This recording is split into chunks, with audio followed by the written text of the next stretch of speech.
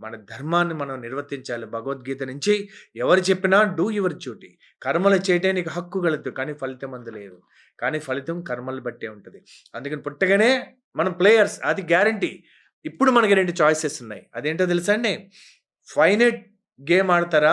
Infinite game ఆడతారా? మీ mind set finite ఉంటదా? Infinite ఉంటదా? ఫైనైట్ ఏంటంటే ఒక కస్టమర్ వచ్చాడు. ఈయన్ని ఎలా పట్టుకోవాలి? ఎలా అమ్మేయాలి?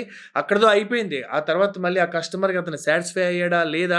ఇంకోటి పట్టుకుందాం. ఇది ఫైనైట్ మైండ్ సెట్.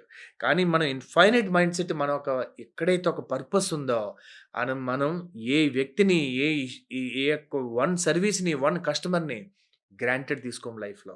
అందుకని ఫస్ట్ మన ఫిలాసఫీకి ఫౌండేషన్ ఏంటంటే, నువ్వు ఏం చేస్తున్నావు అనేది కాదు, ఎందుకు చేస్తున్నావు అనేది. లైఫ్‌కి ఫౌండేషన్ ఏంటంటే, ఎప్పుడు పుట్టావని కాదు, ఎందుకు పుట్టావని.